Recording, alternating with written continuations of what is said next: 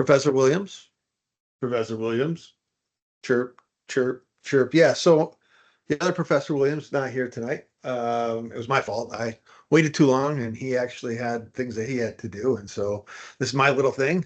So, at any rate, we had some questions I asked you guys to do, and I like to try to keep these short as possible to answer those questions. There were just a lot of good questions, and of course, as you would expect, since they were taken from the notes and hopefully run through AI, a lot of the questions were very similar. And so we can, I think, answer a couple of the questions by answering one question.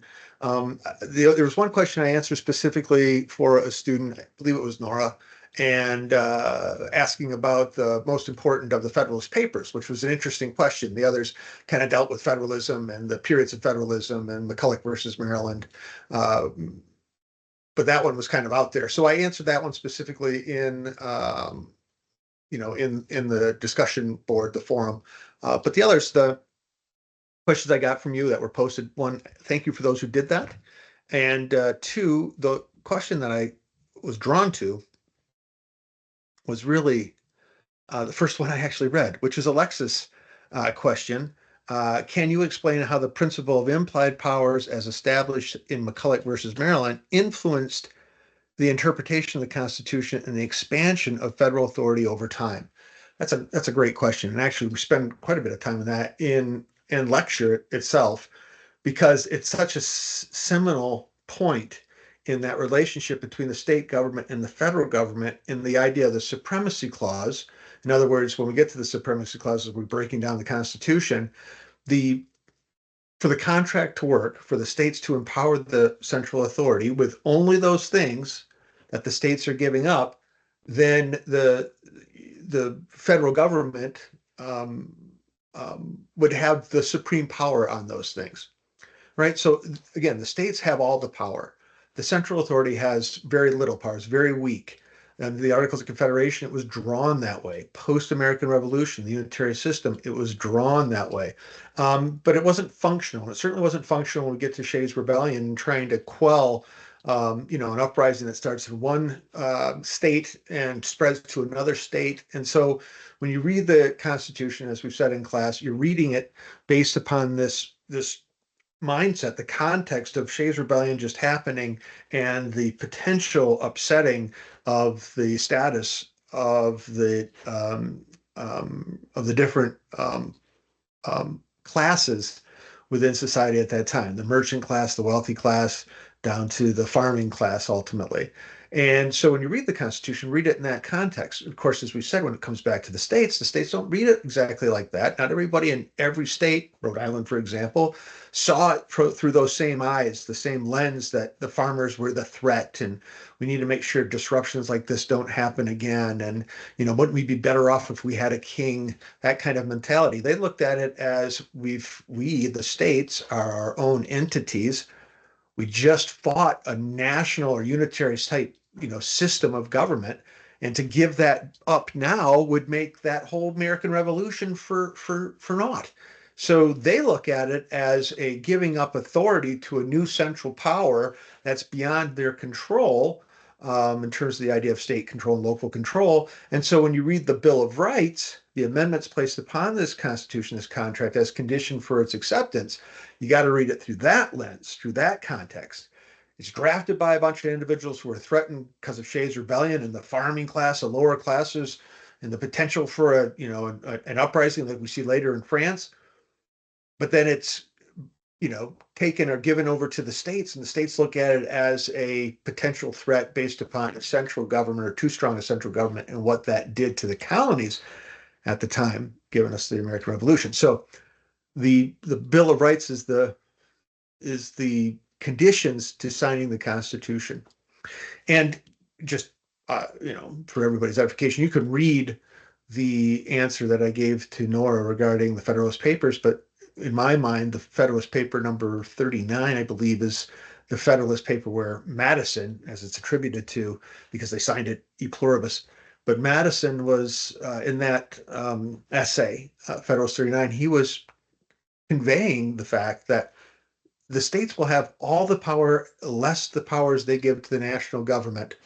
And and retain their sovereignty. And so the state took that to the bank, though they put on the condition, right, as they're adopting this Constitution and ratifying this Constitution, that there will be a 10th Amendment, that the Constitution will explicitly say that those things that are, given to the federal government will be the federal government, fine, but anything not given to the federal government will be retained by the states. That is the 10th Amendment. And the reason they put that language, or wanted that language specifically written into the Constitution, is because of something called the Necessary and Proper Clause. And the necessary and proper clause comes after, in Article 1, Section 8, it comes after the long line of powers that the states were going to give the federal government. The power to declare war, the power to tax, the power to set weights and measures, the power to, allow new states in, to naturalize individuals. All of those powers that are listed in Article 1, Section 8, the states were contractually giving to the central authority to take care of. But at the end of that long list, the Federalists had proposed that all laws which shall be necessary and proper for carrying into, right, into the federal purview, into the federal government, the powers, right, that are tangential to the Constitution shall be okay.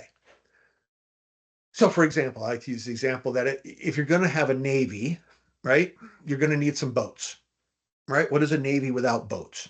It's the army. Yeah, exactly. It's not a navy. So it is implied, right? It is implied by that language that the federal government is going to need to procure boats if it's going to maintain a navy. Okay. But everything that's in the Constitution could be interpreted more and more loosely if the national government deemed it necessary. And ultimately, the courts, which we don't have that information yet, but upon ratification of the Constitution, the courts will ultimately become the arbiter of what is and what is not in the Constitution. And again, that in and of itself is questionable. Okay, so the Constitution's ratified. The necessary and proper clause is addressed by the 10th Amendment. Implied powers are not okay. It has to be expressed in here. And to the degree it can be expressed or is not necessary to be expressed, fine. But anything that's questionable at all, that's got to come back to the states. Or we don't agree to this. We already have the power. Why would we give you the power to just make it up as you go along and then argue, well, the supremacy clause and we have the military and so we're going to do it? So we get the first case is Marbury versus Madison, which establishes that the courts will interpret the Constitution. Okay. John Marshall is the Chief Justice at the time, and we'll talk in class. I don't want to skim past this because we'll talk in class about this. But then we get to McCulloch versus Maryland. Again, something we'll talk about in class, but I just wanted to hammer it here based upon this question. But McCulloch versus Maryland is the case where the banks, the national banks, are basically being set up in the states, and the states are objecting to that. They're rejecting that. And because the Constitution isn't clear on that, the states figure that they have the 10th Amendment on their side. But when it does go to Marshall makes this kind of sweeping decision in McCulloch versus Maryland, not just that this is an issue of necessary and proper, but or an associated issue that's clear, kind of like Navy and boats, to the coining of money and the regulating the value thereof. In other words, it's very difficult to regulate the value of money if you don't have control of the banking system or some control of the banking system. And so that's kind of the argument from the federal government side. And the states reject that. And the states say, look, if it's not clear, 10th Amendment. Well, Marshall, in my opinion, he knew what the 10th Amendment conditions were. He didn't care. He ultimately was a nationalist at heart, kind of like in the lines of Alexander or Hamilton or John Adams.